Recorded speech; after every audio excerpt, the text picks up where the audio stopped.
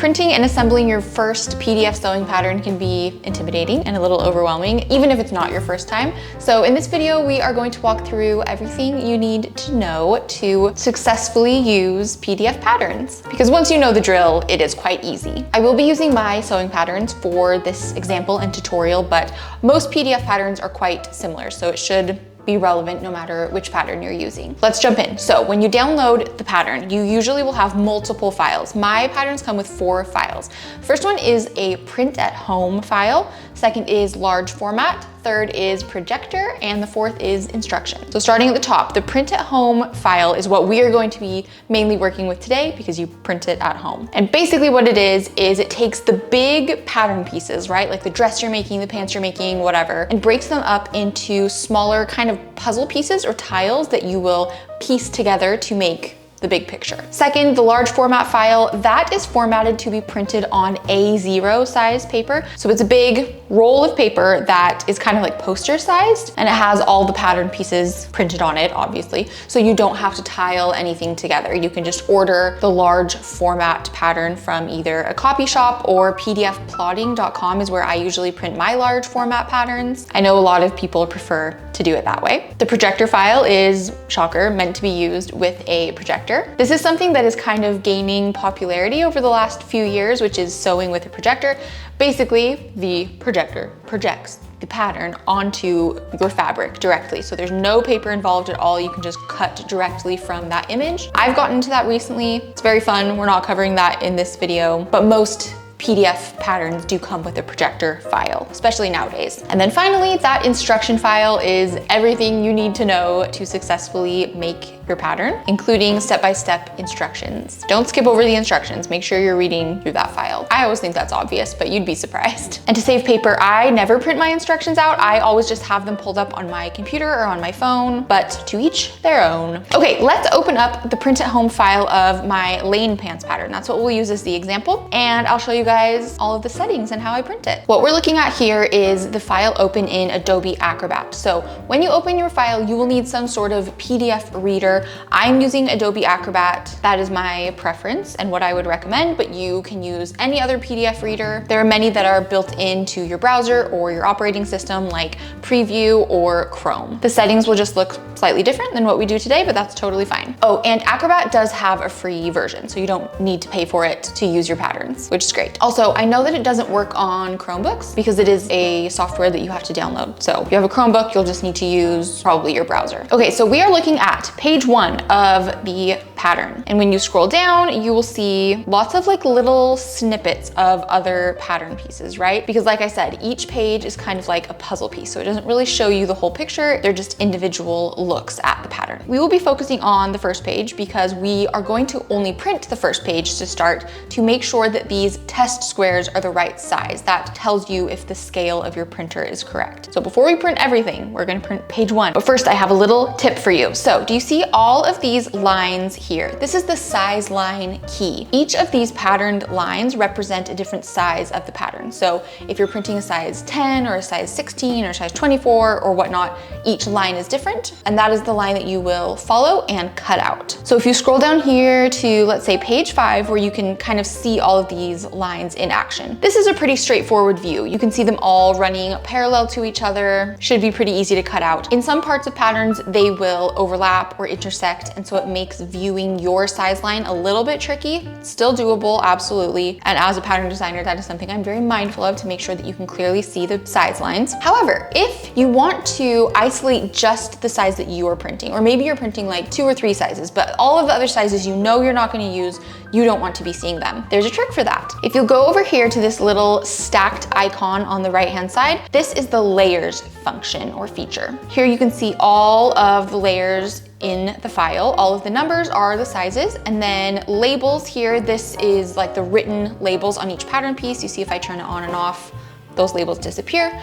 For all sizes, there are a few pattern pieces that you need for all sizes, not just necessarily one. And then do not unlock is like file formatting. I can show you really quick. It just takes out like the page numbers, the diamonds, the borders. Leave that on, do not unlock that. Okay, so if I were to print, let's say a size 10, I'm just gonna go through and turn off all of the sizes that are not a size 10, and you can see them all disappearing from the file. one by one. And what you're left with is just your size's lines, and it makes it so much easier to see what's going on. Or if you were going to maybe print 2 or 3 sizes, maybe you're not quite sure which one you're gonna do and you just want the option to have multiple size lines, you can do that as well. You can isolate just a few of the size lines. So this layers function is super handy dandy, love it, very helpful. It isn't necessary. Like I said, lots of people print the patterns without layers turned on and off, and that is completely fine. Also, this is only available in Adobe Acrobat. It is an Adobe feature. And so if you're using a different PDF reader, you won't be able to access and change those layers. This is also only available on desktop version of Acrobat. So there is a mobile app, but there are no layers in the mobile app. And then finally, if you have the free version of Adobe, you can change these layers and print them yourself at home.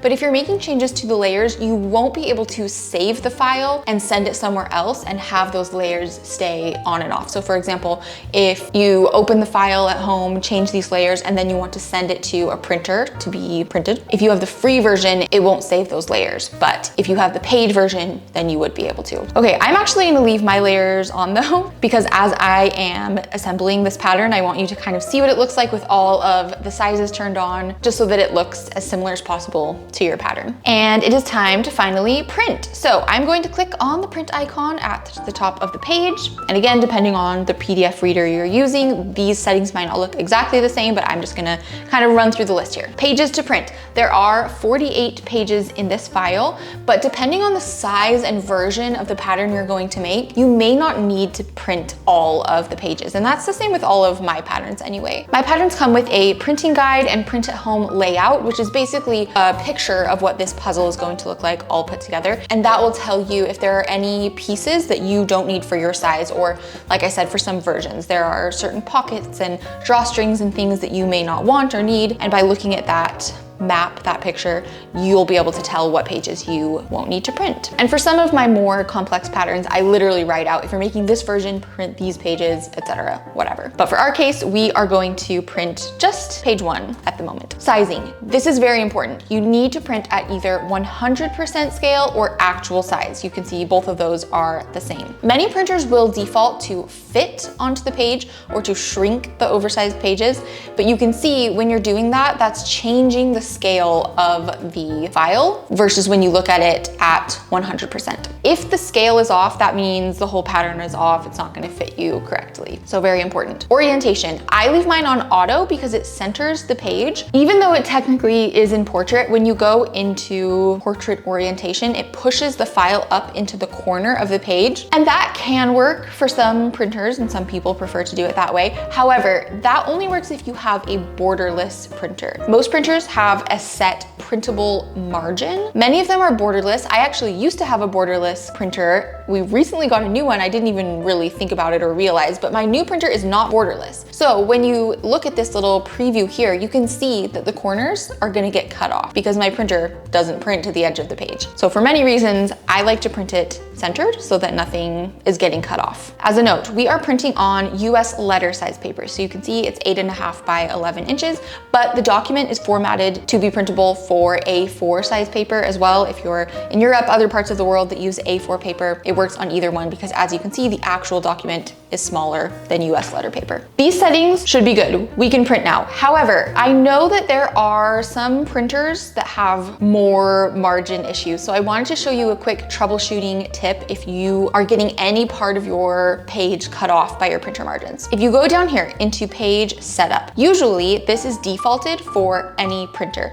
So you can see this example here with the puppy, cow. I'm not sure what animal that is. If you go down to your exact printer, that preview is going to change a little bit. But if I change it to the printer I used to have, that is a borderless printer. And so there are literally no margins. So a lot of times you may have a borderless printer. This is how it used to be for me. I had a borderless printer, but it defaulted to format for any printer. And so it was still cutting margins off even though my printer was capable of printing to the edge. So if you change that setting, you'll see, even though this isn't my printer, we'll just look at what it looks like in the print preview. You'll see that now there are much bigger margins and a much bigger printable area. I'm gonna go back, change that to my actual printer that I'm using today. All of these settings look good and I'm going to print page number 1.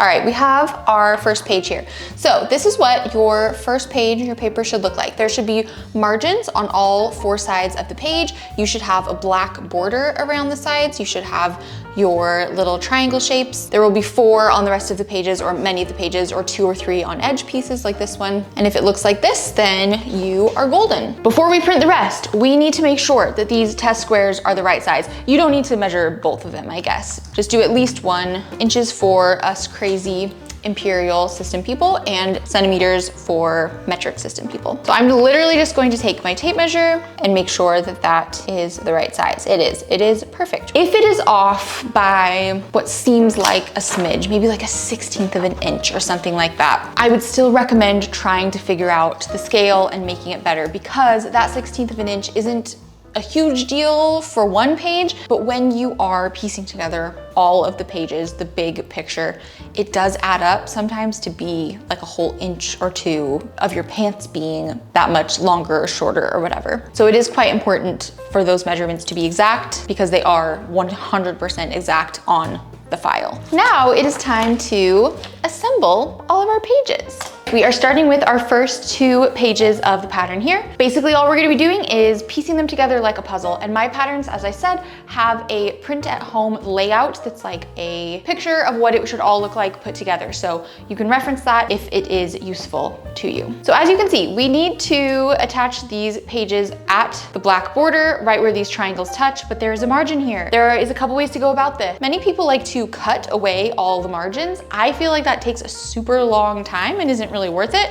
So what I like to do is just fold the margin over. I also feel like that adds a little extra like structure to the pattern. It helps it like stay flat a little bit better. I don't know, at least in my opinion. And I'm not even going to fold all the sides. I'm just folding the one side that I am connecting. So I'm gonna take a little bit of tape. I'm going to line up those triangles to make a diamond shape. And I'm going to strategically place my tape on pattern pieces. So as you can see, this is a pattern piece, this cargo pocket flap. Whereas this white space down there is not a pattern piece. It's just blank space in the file. And so I am prioritizing my tape in pattern pieces.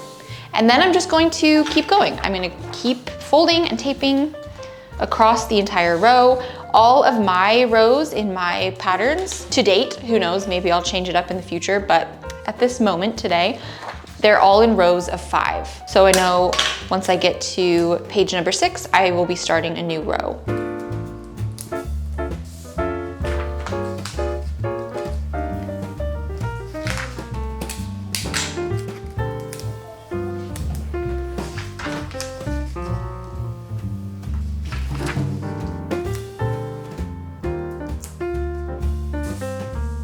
Okay, now we have the whole first row of the pattern assembled. That was very quick. It took me like 2 minutes maybe. So I'm just going to continue the process on the next row.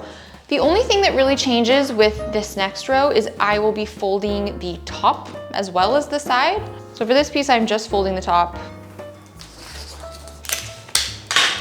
and taping it like so.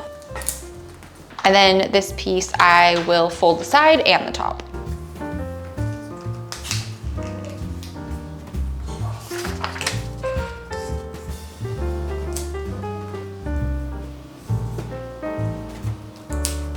See, so this page is largely blank. In fact, I think with my size, I didn't even really need to print it out. I printed out all the pages just to kind of show you an example. But this is a page I could have omitted, and because it's mostly blank, I'm like not really worrying about taping down all edges perfectly. I don't want to like waste tape. So you really don't need to be super crazy about it or perfectionist-y about it. I think my biggest tip is, as long as you are lining up these diamond shapes, the triangles that become diamonds, as long as you're lining those up, I wouldn't really worry too much about like little millimeters being off in the corners here and there or whatever. Prioritize the diamonds, focus on the actual shapes of the pattern pieces, and it'll all work out. Also, obviously, taping all of this together takes a little bit of time. I prefer to reframe it in my brain as something kind of fun. I like to put in podcasts, maybe turn on one of my shows that I like to watch, make it kind of a fun self-care moment. All right, we are coming together. I am just gonna start cruising and finish taping together the whole pattern.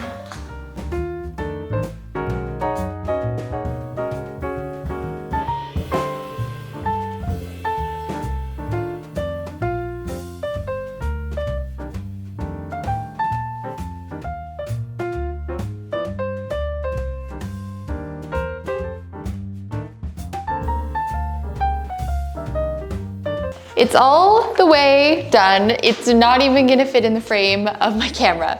So this is the best look that you are going to get. I have taped it together all in one huge sheet of paper. Normally, if I was just taping this together for myself, I would probably tape sections of it together that make sense with the different pattern pieces. If you feel comfortable figuring out like what pages make sense to tape together separately with what other ones, you could do that. If you don't want to worry about that brain work, you can just literally tape the whole thing together in one sheet. The only thing left to do now is to highlight my size. So I'm just taking an orange marker that I had in my kids' craft drawing stuff. I'm going to trace over my line, which is a size 10 with that marker, just to help me see it better. This pattern is pretty straightforward, but it is nice to have that line be orange so that when I am cutting the pattern out, I can clearly follow which line is mine. I prefer to cut my pattern out with a rotary cutter on my cutting mat. It just is so fast and easy, way better than scissors in my opinion. And I know that you're not really supposed to use rotary cutters on paper.